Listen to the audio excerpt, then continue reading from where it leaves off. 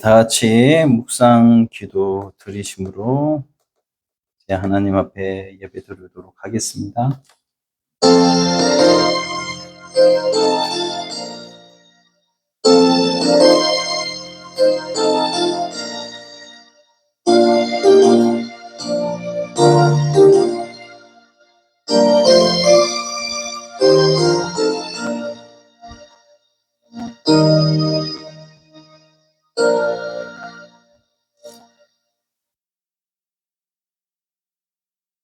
예수께서 이르시되 예수께서 이르시되 율법에 무엇이라 기록되었으며 내가 어떻게 읽느냐 대답하여 이르되 내 마음을 다하며 목숨을 다하며 힘을 다하며 뜻을 다하여 주 너의 하나님을 사랑하고 또한 내 이웃을 내 자신같이 사랑하라 하였나이다. 예수께서 이르시되 내 대답이 옳도다. 이를 행하라. 그러면 살리라 하시니. 아멘. 찬송 드리겠습니다. 찬송은 273장입니다.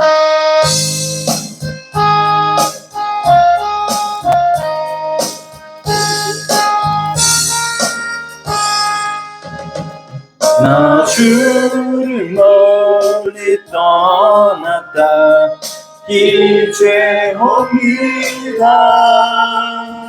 나 죄의 길에 시달려 주여 옵니다. 나 이제 왔으니 내 집을 찾아 주여 나를 받으사 맞아주소서. 그 귀한 세월 보내고 이제 옵니다. 나 뉘우치는 눈물로 주여 옵니다. 나 이제 왔으니 내 집을 찾아 주여 나를 받으사 맞아주소. 나 죄에 매여 고달파 나 죄에 매여 고달파 이제 옵니다. 주 크신 사랑 받고자 주여 옵니다. 나 이제 왔으니 내 집을 찾아 주여 나를 받으사 맞아주소. 이 병든 맘을 고치려 이 병든 맘을 고치려 이제 옵니다. 그님과 소망 바라고 주여 옵니다. 나 이제 왔으니 내 집을 찾아 주여 나를 받으사 맞아주소서. 나 바랄 것이 무언가 우리 주 예수 날 위해 죽임 당하심 믿고 옵니다. 나 이제 왔으니 내 집을 찾아 주여 나를 받으사 맞아주소서. 우리 이 시간 한번 기도합니다.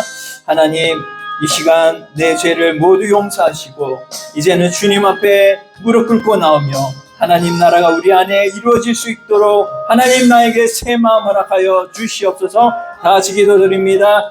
주여 하나님 아버지 감사합니다.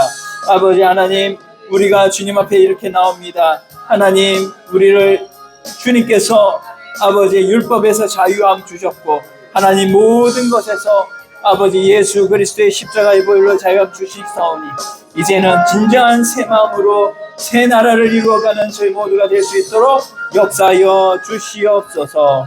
감사하며 예수님의 이름으로 기도드립니다. 아멘. 하나님 말씀 보도록 하겠습니다. 하나님 말씀은 계시록 9장 13절입니다. 계시록 9장 13절입니다.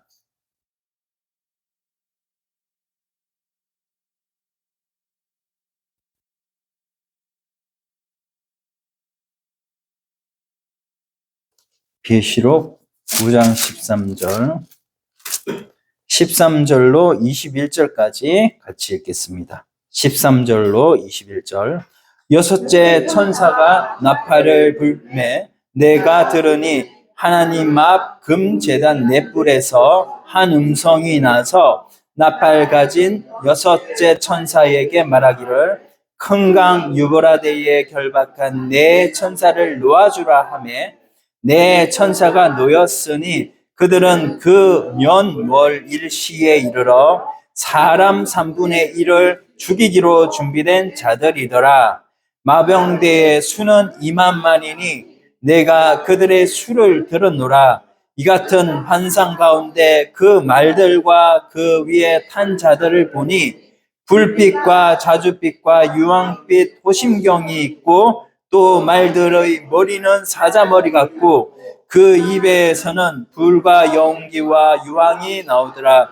이 세 재앙 곧 자기들의 입에서 나오는 불과 연기와 유황으로 말미암아 사람 3분의 1이 죽임을 당하니라. 이 말들의 힘은 입과 꼬리에 있으니 꼬리는 뱀 같고 또 꼬리에 머리가 있어 이것으로 해하더라. 이 재앙에 죽지 않고 남은 사람들은 손으로 행한 일을 회개하지 아니하고 오히려 서로 귀신과 또는 보거나 듣거나 다니거나 하지 못하는 금은 동과 목석의 우상에게 절하고 또 그 살인과 복술과 음행과 도둑질을 회개하지 아니하더라. 아멘. 네.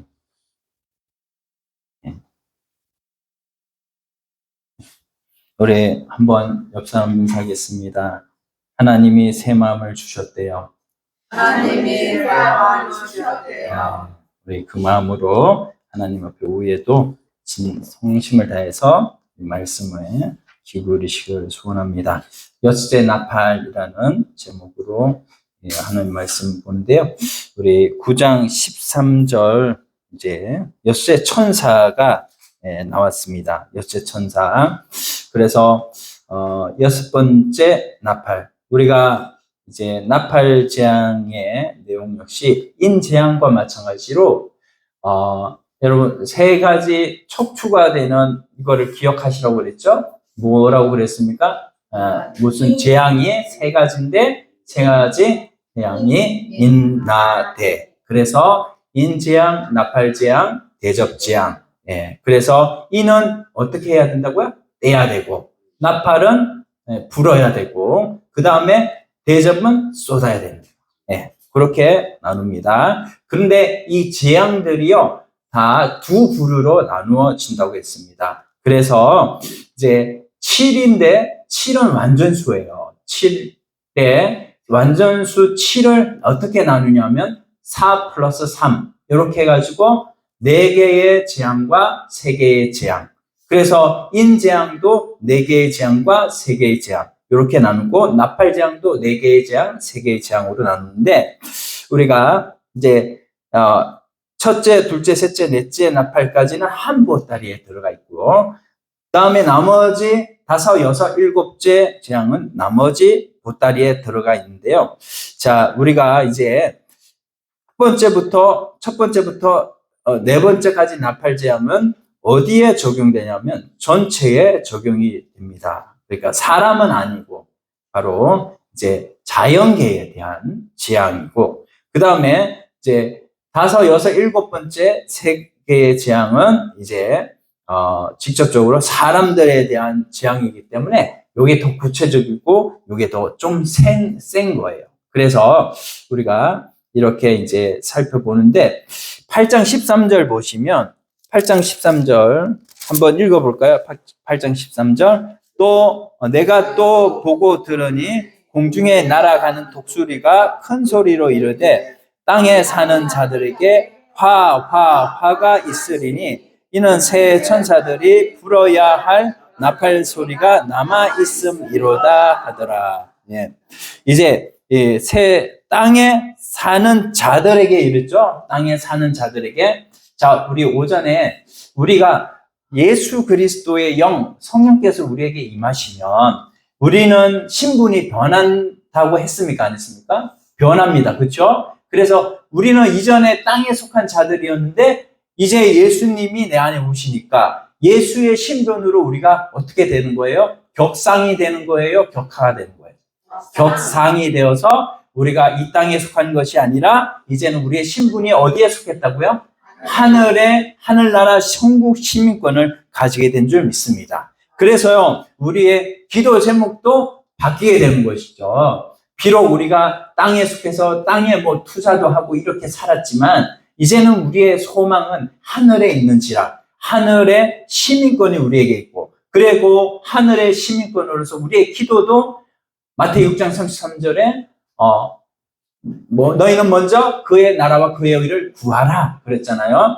그렇기 때문에 우리의 기도도 땅의 것 구하지 말고 하늘의 것 구할 때 하늘의 진정한 시민이 된 줄로 믿습니다. 예, 이미 우리는 하늘의 시민이지만 그거는 우리 영으로 시민이 된 거고, 우리의 마음과 몸도 같이 시민이 되려고 하면 자꾸만 이거를 우리가 하나님 내 속에 계시는 주님께 자꾸 포커스를 맞추고 하나님께 자꾸 붙어있는 삶을 살려고 노력을 해야 돼요.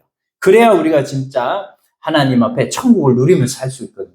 이미 하늘에 있는 우리의 시민권인데 우리가 자꾸 이 땅의 것을 바라보면 땅에 속한 자들이 될 수밖에 없거든요. 진짜 구원 얻은 하나님의 백성은 성령께서 내 속에 거하시면 불이야 성령의 불이 내 속에 있는데 이 불에 어떻게 우리가 안 탈 수가 있어요? 탈 수밖에 없잖아요. 근데 타는 거는 뭐예요? 내가 죽는 것으로 타는 게 아니라 성령의 불이 나와가지고 나의 마음을 태우고 그리고 나의 몸을 태우고 그래가지고 살리는 불로서 하나님 나라를 위해서 전진해 나가는, 이게 성령의 불인 줄로 믿습니다. 그래서 우리가 그 성령의 불을 받은 자로서 이제는 하나님 나라를 살아가는데, 여기에 이제 화는 뭐냐면 화 세 개를 말했잖아요. 그게 뭐예요? 5째, 6째, 7째를 말씀하고 있고, 이거는 어디에 누구한테 화가 있다고 그랬어요? 여기에 땅에 사는 자들에게, 우리의 소망을 하늘에 두는 자들인데, 우리는 그렇게 우리가 성령을 받은 우리의 그 본향이 하늘에 둔 자들인데, 땅에 소망을 두는 자들이 우리가 아닌데 땅에 소망을 두는 자들이 있다. 그래서 그들은 뭐예요? 아직까지 구원 얻지 못한 사람들이고 그들은 불신자들이다. 그래서 그 불신자들이 이렇게 화를 당하게 되는 내용들을 말씀을 하고 있습니다. 그래서 우리가 늘 말씀드리지만 우리는 요거 재앙을 당해요, 안 당해요? 안 당한다. 재앙은 바로 땅에 사는 자들이 당한다라는 것을 꼭 기억하시기 바라고, 계시록 13장 6절에도 똑같이 말씀해요. 13장 6절 몇 장 뒤로 넘겨서 13장 6절 말씀에 한번 보시면 같이 읽겠습니다. 13장 6절 시작. 짐승이 입을 벌려 하나님을 향하여 비방하되 그의 이름과 그의 장막 곧 하늘에 사는 자들을 비방하더라. 그러니까 딱 나오죠. 하늘에 사는 자들과 땅에 사는 자들이 나뉘는데, 하늘에 사는 자들은 하나님께 속한 자들이기 때문에 사탄은 땅에 속한 자들은 다 자기의 졸개들이에요. 자기의 영향권 안에 있는 자들이죠. 그런 자들은 비방을 안 해. 그런 자들은 그냥 너네 그렇게 살다가 다 지옥 가라. 나도 나중에 지옥 간다. 이러면서 자기 부하들은 안 건드려. 그런데 이 세상에 있으면서 우리의 시민권은 하늘에 있는지라 하늘 것을 소망하고 하늘의 시민으로 사는 사람들은 여기에 비방을 하는 거예요. 비방만 할까요? 그 비방하는 것을 넘어서서 우리에게 고난도 준단 말이죠. 근데 그 고난은 누구한테 허락받아야 돼요? 욥 기서를 보면 하나님께 허락받아가지고 욥을 치잖아요. 예, 그런 것처럼 우리도 마찬가지. 하나님께 속한 하나님의 자녀이기 때문에 하나님께 허락받고 우리의 그 마음, 우리의 몸은 칠 수 있어. 그러나 우리는 하나님이 어떻게 끝까지 우리를 붙들고 책임져 주시는 분이시기 때문에 걱정할 필요가 있어요? 없어요? 없습니다. 네, 우리는 이긴 줄로 믿습니다. 마태 16장 33절에 말씀하셨어요. 예수님이 내가 이겼다고 말씀하셨어요. 예수 그리스도의 영이 우리 속에 계심으로 우리도 날마다 이기는 줄로 믿습니다. 아멘. 네. 그래서 이제 13절 말씀 보겠습니다. 13절에 보면 이제 9장 13절. 여섯째 천사가 나팔을 불매 내가 들으니 하나님 앞 금제단 넷불에서 한 음성이 나서 이렇게 말씀하고 있어요. 금제단 넷불이라고 하는 것이 나옵니다. 바로 이게 금단이거든요. 금단. 금단이 뭐냐? 바로 이제 우리가 구약에서 또 찾아봐야 되겠고 14절 말씀에 또 보니까 14절에는 같이 나팔 가진 여섯째 천사에게 말하기를 큰 강 유브라데에 결박한 네 천사를 놓아주라 하매 이렇게 말씀하고 있는데 여기에 또 유브라데가 나오고 또 네 천사를 말씀하고 있어요. 그래서 재앙의 양상이 네 개로 표현이 됩니다. 그래서 요거를 이제 17절 보면 여기에 뭐가 나오면 이 같은 환상 가운데 그 말들과 그 위에 탄 자들을 보니 불빛과 자줏빛과 유황빛 호심경이 있고, 자, 빛은 중요한 게 아니에요. 불빛, 자줏빛, 유황빛 뒤에 근데 호심경이 중요한 겁니다. 호심경이 있고 호심경 그리고 뒤에 또 뭐가 나오냐면은 말들의 머리는 무슨 머리 같고? 사자 머리 같고 그리고 그 입에서는 뭐가 나오죠? 불과 연기와 유황이 나오더라. 요렇게 이제 여기에다가 한번 줄을 동그라미를 치시면 여기 호심경, 사자 머리, 또 불과 연기, 유황 묶어서 동그라미 치고, 자, 그 이전에 입이 나옵니다. 그 입과 또 그 다음에 뒤에 보면요. 19절 말씀에 보면 이 말들의 힘은 입과 꼬리에 있으니 꼬리가 이제 나오는데요. 꼬리에 뭐가 있냐면은 꼬리는 뱀 같고 또 그 꼬리에 뭐가 있어요? 또 머리가 있대요. 그래서 머리가 또 꼬리에 붙어 있다. 이렇게 우리가 이제 정리를 좀 하고 이렇게 네 개의 모습, 네 가지의 모습이 이렇게 보여진다라는 것을 우리가 생각을 하면 이제 그 뒤에 이제 우리가 차근차근히 이제 보도록 하겠습니다. 그래서 13절에 보니까 하나님의 앞 금제단 이렇게 말씀하고 있는데 자, 이거를 우리가 구약에서 찾아볼 수가 있어요. 그래서 금단의 그 모습 그것을 어디에서 해석을 해주냐 하면은 계시록 6장 내용을 한번 찾아보겠습니다. 6장 9절. 앞장 넘어가서 6장 9절. 이거 출애굽기에도 나오고 성막에서도 나오고 하지만 6장 9절 보면 9절 같이 읽어볼게요. 닷새 인을 떼실 때에 내가 보니 하나님 말씀과 그들이 가진 증거로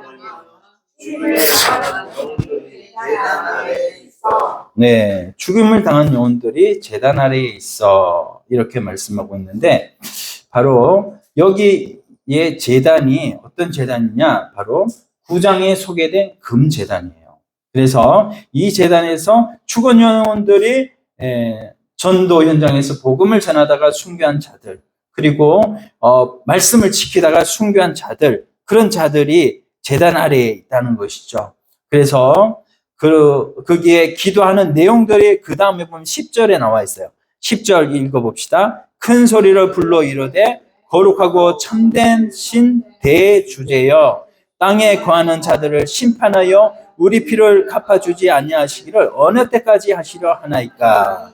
예, 이렇게 기도를 드리고 있는 내용입니다. 하나님의 말씀 때문에 죽음을 당한 순교자들이 하늘에서 이렇게 기도를 할 때에 그 기도가 응답이 안 됐는데 이제는 그 기도가 응답이 되는 것이죠. 8장 3절에 보면 8장 3절에도 그런 내용들이 기도가 나오고 있습니다. 그래서 또 다른 천사가 와서 제단 곁에 서서 금향로를 가지고 많은 향을 받았으니 이는 모든 성도의 기도 합하여 보좌 금제단에 드리고자 함이라. 이렇게 말씀하고 있어요.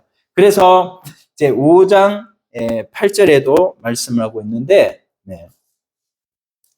5장 8절에도 보면 이 향은 성도의 뭐라? 기도들이다. 이렇게 말씀하고 있죠. 그래서 5장 8절, 6장 10절, 8장 3절 이렇게 해서 기도가 소개가 되고 있습니다. 그래서 이 제단 앞에 요것을 금제단이다. 이렇게 말씀하고 있어요. 출애굽기 30장에도 1절부터 3절까지 요 성막, 이 성막에 보면 뜰이 있고 성소가 있고 지성소가 있습니다. 그때 이 성소 안에 들어가 보면 제단이 있어요. 제단. 그래서 금제단, 금향로, 분향단 이렇게 있는데 그때에 그 앞에서 지금 그 이제 제사장이 들어가서 기도를 하고 있죠. 하나님께서 이제 이렇게 금제단에서 하나님이 이제 금제단부터 이제 이 큰 음성이 나가지고 이제 심판을 명하고 있습니다. 그리고 이제 14절에 음성이 나서 넷불에서 음성이 나서 나팔 가진 여섯째 천사에게 말하기를 큰 강 유브라데라고 말씀하고 있는데 여기 유브라데는 뭐냐? 그 유브라데는 구약의 배경이 있는데요. 일단 이 유브라데가 참 중요합니다. 그래서 유브라데. 그래서 하나님께서 이스라엘 백성들에게 약속의 땅을 허락해 주실 때 맨 먼저 아브라함을 부르셔가지고요. 내가 너에게 약속의 땅을 주겠다. 이렇게 말씀하시면서 창세기 12장에 땅을 주겠다고 약속을 했어요. 어디서부터 어디까지냐? 바로 분명하지가 않은데 창세기 15장 18절 내용을 보면요. 가나안 땅의 범위가 경계를 정확하게 말씀을 하시는데 남쪽으로는 애굽에 있는 나일강, 애굽에 있는 나일강부터 그리고 북쪽으로는 아수르, 그리고 이제 동쪽으로는 바벨론, 그리고 그 지역에 이제 유브라데 강이 있습니다. 유브라데 강. 그래서 애굽 강부터 유브라데 강까지. 자, 따라서 합시다. 애굽 강부터 유브라데 강까지. 예. 그게 이제 하나님께서 아브라함에게 약속하신 땅이거든요. 엄청 넓죠. 그렇게 따지면은 이것이 바로 가나안 땅의 경계가 되어지는 겁니다. 그런데 신명기 1장 7절이나 여호수아 1장 4절, 창세기 15장 18절 여러 군데 보면 가나안 땅의 지경이 남쪽으로는 애굽강, 북쪽으로는 유브라데 강까지 이렇게 펼쳐지는데 그 가운데 이 땅에 거주하는 자들은 누구냐면요, 이스라엘 백성들이고 그 땅을 넘어가면 이제 아수르나 바벨론이나 이제 메데바사, 페르시아 지역에 이렇게 사는 사람들은 하나님께서 쓰시는 몽둥이로 에레미야, 에스겔을 가면 하나님께 쓰시는 몽둥이들을 사용하셔요. 그래서 이들이 이제 유브라데를 건너 유브라데 강을 건너서 못 오도록 만드는데 이들이 이제 유브라데 강을 건너오면 어떻게 해요? 이스라엘 백성들을 치는 거죠. 그러면 그 치는 거가 뭐예요? 몽둥이로 애를 때리는 거는 애기가 어떻게 해요? 죽으라고 때리는 거예요? 아니면 애기를 가르치기 위해서 때리는 거예요?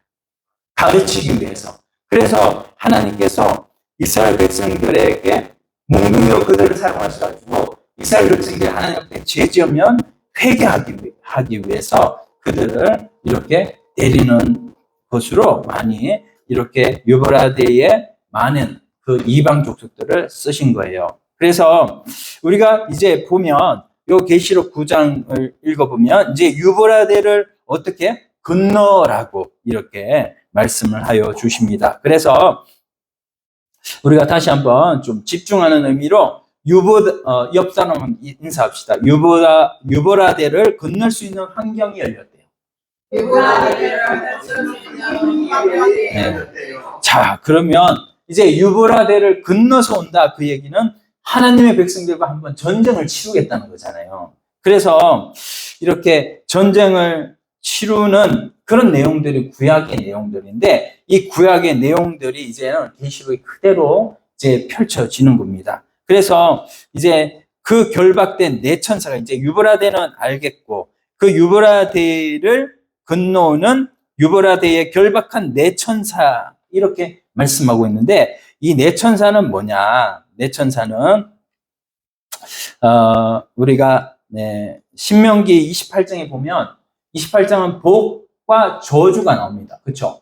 복과 생명과 화와 저주가 나오는데 요거를 하나님 앞에 복음에 순종하는 말씀에 순종한 자들은 14절까지 복에 대해서 나오고 그 다음부터는 저주에 대해서 쭉 나오고 있어요.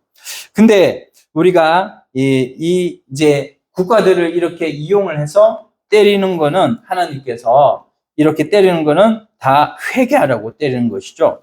하나님께서 여기에 유브라데에 결박한 네 천사를 놓아주라 하는 것은 뭐 하는 거예요? 하나님께서 구약의 맥락으로 따지면 하나님의 택한 백성들을 뭐 하게 하시려고? 돌이키게 하시려고, 회개하게 하시려고. 그래서 하나님께서 그렇게 결박된 네 천사를 놓아주게 하는 것입니다. 그렇게 해가지고 이제는 어떻게 하나님의 백성들을 깨닫게 하는 거죠. 또한 하나님의 백성들만 있는 게 아니라 택하지 않은 자들, 하나님 앞에 불신자들, 그 불신자들이 우리가 대상자라고 이렇게 알고 있잖아요. 재앙의 대상자. 이 재앙의 대상자들을 심판하는 모습을 보면서 우리도 하나님이 우리를 깨닫게 하시는구나. 우리가 잘못한 부분을 깨닫고 회개하라고 지금 하시는구나 라고 하면서 하나님 앞에 돌이키라고 이렇게 말씀하시는 것이죠. 그래서 이렇게 네 천사를 하나님께서 이렇게 결박에서 풀어주시는데 이 네 천사를 보통 우리가 어떻게 바라보냐면 이 네 천사를 대부분의 학자들은 이 네 천사를 악한 영이라고 악한 천사라고 말을 합니다. 네, 말을 해요. 대부분의 학자들이 어쨌든 이 네 천사는 하나님의 심판의 도구거든요. 그래서 이 심판의 도구로 쓰여지는 네 천사가 이제는 노임을 받고 이 15절에 보면 이 네 천사가 놓였으니 그들은 그 연월시에 이르러 사람 3분의 1을 죽이기로 준비된 자들이더라. 자, 여기에 보니까 이제는 하나님께서 여기에 9장 5절 말씀에 보면 9장 5절 한번 같이 읽어볼까요?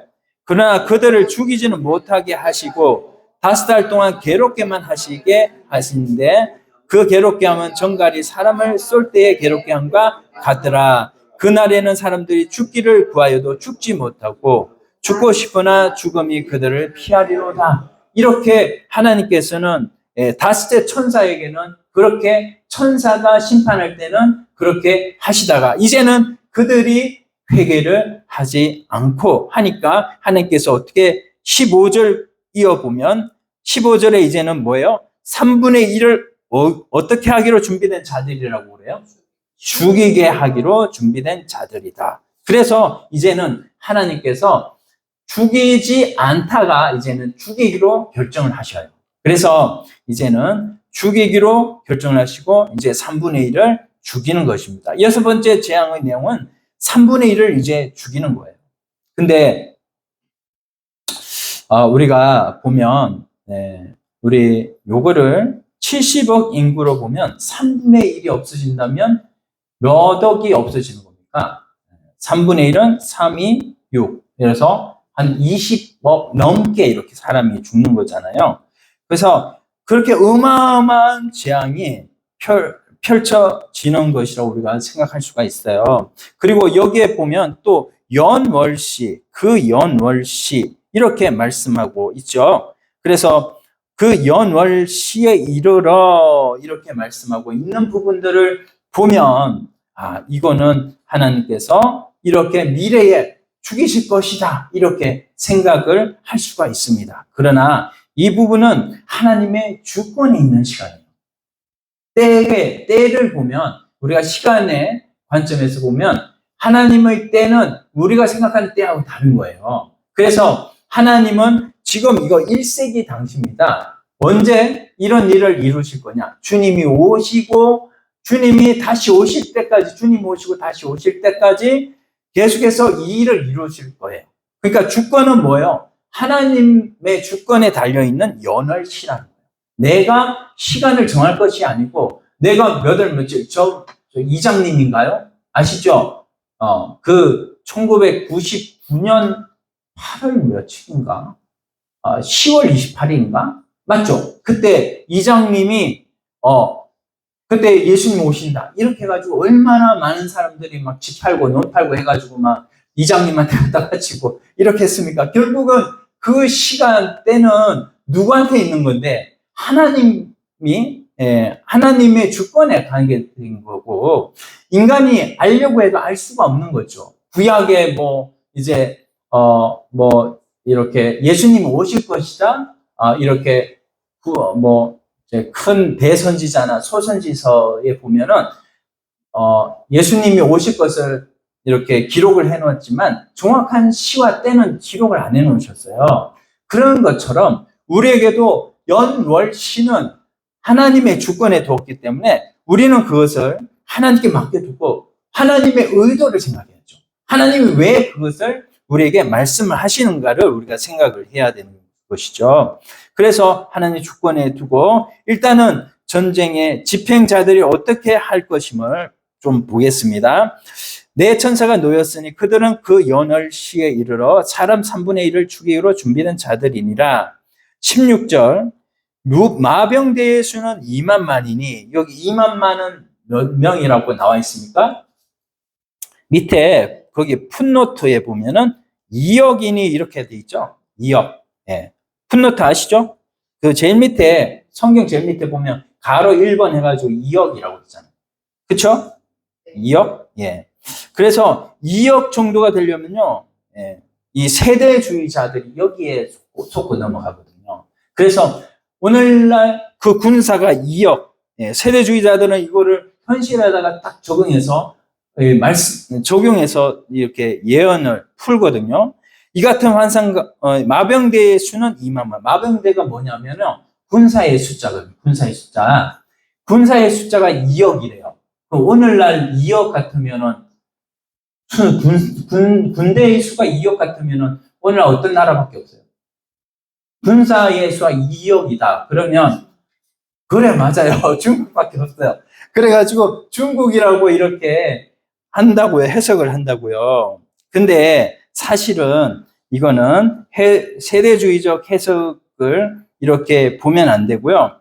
이것은 영적인 전쟁으로 봐야 됩니다. 그래서 이렇게 3차 전쟁이 일어나고 또 보면 여기에 보면 이제 그 나중에 이제 그 유황 불과 연기 유황 요 부분에서도 또 뭐냐면 이 2억이나 되는 엄청난 사람들이 죽게 되니까 이거는 핵전쟁이다. 그래서 3차 세계 핵전쟁을 말하는 것이다. 이렇게 세대주의자들이 해석을 한다고요. 그 해석이 아니라 이 해석은 뭐냐면 영적인 해석이다라는 것을 우리가 기억하시기를 바랍니다. 이렇게 해서 17절 영적인 전쟁, 그 영적인 전쟁을 우리가 네 가지로 지금 요약을 하고 있는데요. 네 가지 보면은 17절 그 말들과 이제 환상 가운데 이 같은 환상 가운데 이제 마병대의 수들을 보여주고 마병대를 보여주는데 그 말들, 마병이니까 말이 들어가죠. 말들과 그 위에 탄 자들을 보니 그들의 모습이 뭐냐면요. 호심경이 있더라. 첫째, 제가 호심경 아까 전에 말씀드렸잖아요. 이 호심경이 등장하는데, 자, 우리가 지난주에 나눴습니다만 9장 7절 보니까요. 9장 7절에 황충들의 모양에서 금 같은 관을 썼고, 그 다음에 그 머리에 금 같은 관을 썼고, 이렇게 9절에 보면 호심경이 있고 이렇게 말씀하고 있죠. 바로 호심경을 이들이 착용하고 있는 거예요. 그래서 황충들의 모양은 또 거기서 보니까 전쟁을 위하여 준비하는 말걸 같고 그 머리에 금 같은 관 비슷한 걸 썼으며, 그게 뭡니까? 바로 말은 신속하고 힘이 있고, 또 말들이 쓴 이 금관 같은 거는 방어 무기죠. 말을 보호하는 거. 이런 방어 무기들이 철저하게 그들에게 있음으로 해서 그들이 이제는 어떠한 영적 전쟁에도 확실히 방어를 하면서, 방어력이 탁월한다는 거. 우리가 얘기를 해보면 좀 우리 불교 신자라든지 또 천주교 신자라든지 또 여러 가지 힌두교적 사고를 가지고 있는 사람들, 이렇게 말씀을 통해서 전도를 해보면 이들이 엄청난 방어 무기를 가지고 있어요. 그래서 좀처럼 안 넘어옵니다. 안 넘어와요. 그래서 이런 이 사탄은 이렇게 중무장으로 그들을 한결같이 방어하고 있는데 이것이 엄청나게 탁월한 것을 말씀을 하고 있죠. 그래서 이게 바로 호심경이라는 거예요. 호심경. 그렇게 방어 무기가 그들에게 있고, 또 뭡니까? 여기에 보니까 또 말들의 머리에는 무슨 머리 같다고요? 머리가 사자 머리 같죠. 말들의 모습이 사자 머리 같대요. 사자 머리. 그래서 뭐예요? 사자는 굉장히 한번 물면 놓지를 않는 거죠. 그래서 엄청나게 힘도 있고 또 얼마나 이렇게 강력한지 몰라요. 그 이빨에서 어떻게 우리가 그 사람을 건질 수가 있겠습니까? 그래서 이런 사자의 입은 굉장히 잔인성을 나타내고 있습니다. 보면은 이단들의 경우 얼마나 그 단체들이 한번 빠져나오려고 그러면 그 이단들의 진짜 골수분자들이 막 음해를 하고 막 이렇게 찾아와가지고, 그래서 탕명환 소장님 아시죠? 그 탕명환 소장님 이단들한테 죽음을 당한 것 같아요, 제 생각에. 그래서 그렇게 이단들이 이렇게 최후의 발악을 하는 것이죠. 그리고 그들의 이 사탄의 사상을 가지고 있는 사람들, 요한복음 8장 44절에 보면요, 사탄의 정체에 대한 본질적인 부분 세 가지를 얘기를 하는데, 첫째는 뭐냐면 욕심쟁이고 거짓말쟁이고 살인자들이에요. 그래서 눈 깜짝하지도 않게 사람들을 해치우고 그들이 사람들을 그렇게 죽이는 것을 우리가 볼 수가 있는 것이죠. 그래서 우리가 이렇게 사탄은 이렇게 말들 같고 또 사자의 이빨 같고 또 이렇게 또 그 입에서 뭐가 나오냐면 불과 연기와 유황이 나오더라, 이렇게 말씀하고 있습니다. 그래서 그렇게 사탄이 이렇게 사자의 입에서 불과 유황과 연기가 나옴으로 해서 사람들을 죽이고 또한 사람들을 강력하게 심판하는, 통제하는 이런 모습들을 볼 수가 있죠. 중국에 얼마나 사람들을 통제를 하고, 요즘에 어떤 말들이 있냐면은 사람의 머리를 이렇게 한번 쾅 때려가지고 사람들을 죽이는 것이 아니라 내사 상태를 시켜가지고 그 내사 상태에 시킨 사람의 장기를 꺼내가지고 그 장기를 사람한테 이식을 한다는 이런 얘기가 있어요. 그래서 보면은 제가 아는 어떤 분도 중국에 가서 장기 이식을 했다는 거예요. 그러면 그 장기 이식을 누구한테 받는 거예요? 그 사람들, 중국의 사람들 전부 다 생체 그 정보들이 다 중국은 다 있다고 합니다. 그러니까는 그 생체의 그 지식들이 다 있기 때문에 그걸 가지고, 정보를 가지고 사람들의 맞춤식으로 이렇게 장기를 매매를 하는 거죠. 그렇게 해가지고 사람을 그렇게 죽이는 그런 경우들이 많다. 요즘도 얼마나 옛날에는 안 그랬는데 또 나온 게 애들 초등학생들 유괴하는 이 유괴범들이 많다고 해요. 그래서 이런 내용들 보면 얼마나 이런 이제 사탄이 마지막 때에 이런 내용들을 붙들고 많은 사람들을 이렇게 죽이게 한다라는 것을 우리가 알 수가 있죠. 그리고 네 번째 보면은 이제 19절에 보면요. 이제 입과 꼬리가 있으니 꼬리는 뱀 같고 또 꼬리에 머리가 있어. 이렇게 말씀하고 있어요. 머리에는 뭐가 있습니까? 눈도 있고 코도 있고 입도 있고. 이 이빨이 뭐예요? 사자 이빨 같다고 그랬죠? 사자 이빨이 머리도 있고 꼬리도 있고 이 양쪽으로 막 공격하는 거 얼마나 강력한 거예요. 그래서 이렇게 강력한 이런 집단, 이 집단이 바로 사탄이고 이 사탄이 바로 이렇게 자기를 보호하면서 또 엄청나게 이렇게 강력하게 공격하는 것을 우리가 볼 수가 있는 것이요. 근데 우리가 이거를 걱정할 필요가 있다, 없다? 없다. 이거는 오늘 예수 그리스도를 붙드는 하나님의 종들, 그리고 하늘의 시민권을 가지고 있으므로 하나님 나라, 저 천국의 소망을 가지고 있는 자들에게는 이것이 해당되지 않는 것을 확실히 확정 지으시기를 바랍니다. 그래서 우리가 18절 한번 같이 읽어봅시다. 이 새 재앙, 곧 자기들의 입에서 나오는 불과 연기와 유황으로 말미암아 사람 3분의 1이 죽임을 당하니라. 이제 죽임을 당하는 거예요. 죽임을 당하는 거예요. 그래서 이제는 죽임을 당하는데 이 죽임을 당하는 것이 신자다, 불신자다.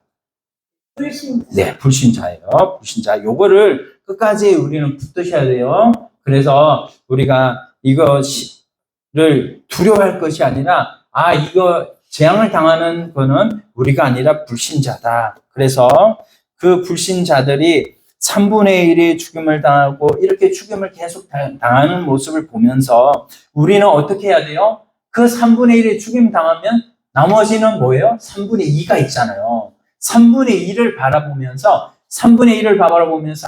우리도 하나님 앞에 깨어 있어야지. 이렇게 하면서 자신을 회개하고 또 3분의 2에 대한 하나님의 의도가 무엇이에요?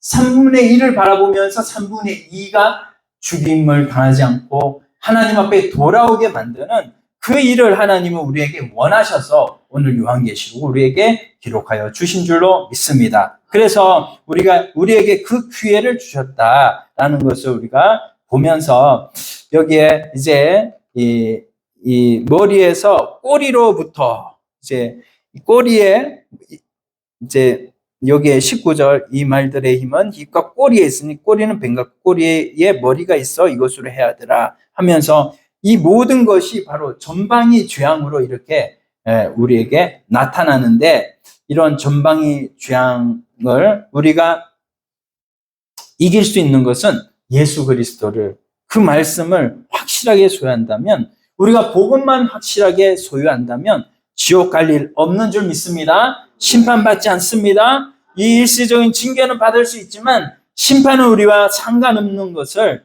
좀 꼭 기억하시고 우리가 이 영적인 전쟁에서 사탄은 비록 방어력이 있고 또 사자의 입과 같은 그런 공격을 하고 또 입에서는 불과 유황과 연기가 막 나오는 거북선, 그 거북선에서 뭐가 나오죠? 유황이 막 나오잖아요. 유황이 막 나오면서 막 왜군들을 막 무찌르고 이렇게 하는데 그런 것처럼 사탄이 막 우리를 그렇게 무찌르려고 하지만 결국은 사탄은 이미 예수 그리스도께서 요한복음 16장 33절 한번 그것도 한번 볼까요? 한번 찾아봐야 또 우리가 확정을 지을 수가 있죠. 요한복음 16장 33절.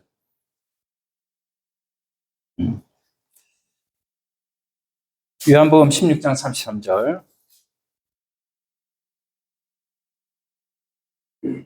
자, 내가 세상을 이겼다고 우리 주님이 말씀하고 있습니다. 이것을 너희에게 이르는 것은 너희로 내 안에서 평안을 누리게 하려 함이라. 세상에서는 너희가 환난을 당하나 담대하라. 내가 세상을 이기었노라. 아멘. 내 안에서 평안을 누리게 하려 합니다. 이렇게 말씀합니다. 그래서 예수님께서 평안을 주시기 위해서 우리에게 오셨다는 거예요. 네, 평안을 우리가 누리게 하는 것이 우리 주님의 목적이고, 주님의 목적대로 여기에 우리가 주님께 집중하면 모든 것이 평안이 될 줄로 믿습니다. 자, 우리는 이제 요거를 이제 이렇게 기억을 하시고, 이제는 20절, 21절이 참 중요한데요. 20절, 21절 계시록도 넘어가서 20절, 21절. 자, 두 절이 굉장히 중요해요. 그러니까 최종적인 나팔 제한이 결론 부분이 됩니다. 자, 20절, 21절 한번 같이 한번 읽어볼까요? 이 재앙에 죽지 않고 남은 사람들은 손으로 행한 일을 회개하지 아니하고 오히려 여러 귀신과 또는 보거나 듣거나 다니거나 하지 못하는 금은 돈과 목석의 우상에게 절하고 또 그 살인과 복술과 음행과 도둑질을 회개하지 아니하더라. 아멘. 예. 여기에 20절에 회개하지 아니하고의 밑줄 쫙. 회개하지 아니하고 밑줄 쫙. 또 21절에 뭐냐면 또 회개하지 아니하더라 나오죠. 거기에도 밑줄 쫙. 그래서 회개를 하나님은 요구하시는데 회개를 하지 않더라는 거예요. 우리 안에 성령이 계시면 분명히 하나님께서 의도하는 그 의도를 깨닫고 주님 앞에 이런 일들이 벌어질 때 회개하러 나오는 줄로 믿습니다. 우리가 그래서 회개하지 두 개를 연결해서 회개하지 아니하고 뭐라고요? 회개하지 아니하더라. 그래서 여기에 이제 중요한 게 있는데 뭐냐면 뭐를 회개하지 않느냐. 여기 보니까요. 재앙에 죽지 않고 남은 사람들, 그 남은 사람들이 있는데 무슨 일을 회개하지 않느냐면 손으로 행한 일을 회개하지 않는데요. 여기에 네모 반듯하게 치시면 네모 정도는 해야 되겠죠. 그래서 뭐를 회개하지 않느냐면요. 이 손으로 행한 일이 뭐냐면요. 요 뒤에 나오고 있어요. 그거를 설명하는 건데요. 뒤에 보면 오히려 여러 귀신과 또 그게 쭉쭉 이어서 목석의 우상에게 절하고 라고 하는 부분. 또 21절에 보면은 살인, 복술, 음행, 도둑질 이런 부분들을 회개하지 않는다. 회개하지 않는다. 그래서 이게 뭐냐면 자, 우리가 보면은 십계명에 보면 1계명부터 4계명까지 누구에 대한 계명이죠? 하나님에 대한 계명입니다. 그래서 1계명 너는 나 외엔 다른 신을 내게 두지 말지니라. 그 다음에 너는 새긴 우상을 만들지 말고 그리고 하나님의 이름 망령되이 이끌지 말고 그리고 안식일을 기억하여 거룩히 지키라. 요게 이제 네 가지 계명인데 이 네 가지 계명의 중심은 뭐냐면 하나님이 뭐라는 거예요? 모든 보이지 않는 세계의 가운데 나를 포함해서 하나님이 누구? 따라서 합시다. 주인입니다. 주인입니다. 하나님이 주인이시라는 거예요. 그 하나님이 주인이신데 나는 그 하나님이 주인 되심을 인정하지 않고 자꾸만 여기에 보니까는 1급 우상에 대해서만 보니까는 뭐예요? 여러 손으로 만드는 종으로 치거나 나무를 새겨 만든 우상에 대해서만 나오는데 이 우상은 뭐야? 우리 마음속에 만들어내는 우상도 포함되는 겁니다. 우리 마음에 뭐를 만들어내죠? 자꾸만 명예를 생각하게 되고 또 뭐예요? 욕심이 일어나게 되고 그리고 돈을 우상으로 생각하게 되고 아무리 그래도 내가 돈은 있어야지. 돈이 최고야. 이러면서 예수님 믿어도 돈은 있어야 돼. 이렇게 생각하는 그 모든 것이 다 하나님 앞에는 뭐냐면 하나님 앞에 엄청난 죄다라는 거예요. 그래서 우리가 이런 부분에서 하나님 앞에 회개를 해야 되는데 회개하더라 안 하더라? 안 하더라. 그래서 여러분 우리가 하나님 앞에 우리가 정말 하나님을 사랑한다고 하면 하나님이 우리를 사랑한다고 하면 하나님이 우리를 책임져 주시고 하나님이 하나님에 있는 거 모든 거 우리께 다 주시잖아요. 여러분 남편이 아내를 사랑한다고 하면 남편이 벌어들인 거 아내를 정말 사랑한다고 하면 아내한테 다 주잖아요. 그런 것처럼 하나님이 우리를 사랑하신다면 우리를 다 먹이시고 입히시고 하는 것이죠. 마찬가지 우리가 하나님을 사랑한다고 하면 하나님 앞에 내 욕심, 마음에 내 자신이 우상인 거예요. 사실은 그렇잖아요. 자기 자신이 우상인 거예요. 결국 그래서 뭐예요? 자기 자식을 우상으로 생각하고 자기 자식을 하나님보다 더 위에도 자식한테는 하나님 앞에 드리는 거는 아까워하면서 자식한테 쏟는 거는 아까워하는 것이 없어. 그게 누구를 더 내세우는 거예요? 자식을 더 내세우는 거예요. 여러분 하나님은 정말 얼마나 이런 말 드리면 좀 못하지만 하나님은 질투하는 하나님이세요. 그렇죠? 그래서 질투하는 하나님이 하나님보다 더 사랑하면 하나님이 그거를 데려가셔요. 그래서 어떤 분은 자식을 너무 사랑하지 않아요. 왜냐하면 하나님 앞에 그것도 우상으로 만들까 봐서. 그래서 하나님 앞에 정말 우리가 부부도 마찬가지고 너무 부부도 사랑하고 하지만 우리 주님을 먼저 사랑하고 부부가 있는 거지 남편이 있는 거고 아내가 있는 거고 자식이 있는 거지 자식도 하나님이 생명 걷어가시면 어쩔 수가 없는 거예요. 하나님의 주권이 있잖아요. 그러므로 우리가 질투하는 하나님을 꼭 생각한다면 하나님 앞에 우리는 혹시나 내가 자식을 아버지보다 더 사랑했는 건 아닌지 한번 돌아보면서 하나님의 일에 더욱더 힘을 쓰는 우리들이 되어야 될 줄로 믿습니다.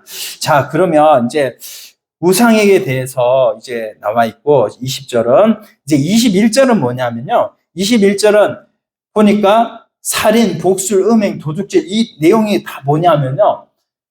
5계명부터 10계명까지의 내용이에요. 살인이 뭐냐면요.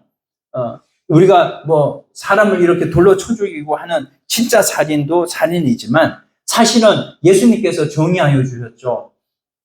하나님, 사람을 뭐 하는 것이 살인이라고요? 미워하는 것이 살인이고, 지나가는 여인을 보고 음욕을 품는 것이 간음이라고 말씀하셨어요. 그래서 그 모든 것을 바라볼 때, 이 살인은 사람에 대해서 내가 죄 지은 부분을 회개해야 되는 거죠. 그 다음에 복술이라고 하는 거 뭐예요? 옛날에 사극 보면 뭐예요? 막 이 장희빈하고 누가 섰죠? 누가 장희빈의 대적이죠? 네. 인현왕후의 그 인형을 만들어가지고 막 찔러. 그래가지고 인현왕후가 막 속이 아파가지고 결국에는 그렇게 했던 그게 바로 복술 아닙니까? 다른 사람 미워해서 다른 사람 왜 저주하지 않냐고, 왜 저 사람 잘 되게 하냐고, 이렇게 다른 사람 미워하는 이 모든 미워하는 것이 바로 살인이고 복술이고, 그 다음에 음행. 이거 뭐 이제 우리가 뭐 진짜 음욕이 불일들이 일어서 하는 음행, 간음이라든지 또 성을 사고 파는 이런 것도 다 뭐냐면 그거를 헬라어의 프로노스라고 하는데 이 모든 것들이 다 하나님 앞에 음행이라는 거예요.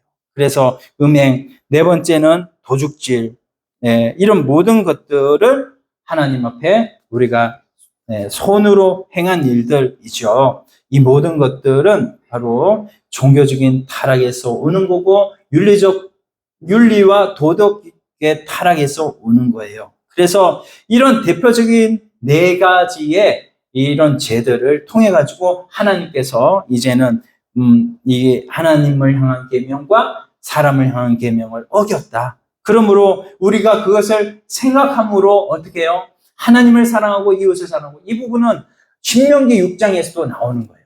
그래서 출애굽기에서 나오는 거고 구약의 내용이 하나님을 제가 오늘 마태복음 22장의 말씀을 성신낭독을 했는데 이 마태복음 22장에 보면요. 하나님을 사랑해 어떻게 사랑해요? 마음과 뜻과 정성과 힘을 다하여 내 하나님을 사랑하고 또 이웃을 사랑하기를 그와 같이 사랑하래요. 이것이 율법과 선지자의 강령이라고 하셨거든요. 우리가 그렇게 정말로 하나님 이 마음에서부터 하나님을 우러나서 하나님을 사랑하고 마음에서 우러나서 이웃을 사랑하는 그 사랑이 우리에게 있어야 되는데 그 사랑이 없음으로 인해 가지고 우리가 얼마나 하나님 앞에 그리스도의 원수처럼 살아왔는지 우리가 이 부분을 생각하면서 하나님 앞에 회개하지 아니하고 회개하지 아니하더라 라고 하는 이 부분이 우리에게 해당되지 않도록 하나님 앞에 우리가 끝까지 우리 자신들의 모습을 바라보고 하나님 앞에 회개하는 그 자리에 여러분들 다 속하여 있기를 소원합니다. 마지막에 하나님께서 우리에게 주시는 이 우리에게 성령은 회개의 영인 줄 믿습니다. 그래서 아무리 우리가 하나님 앞에 잘 산다고 할지라도 우리의 마음조차는 우리가 컨트롤 안 되잖아요.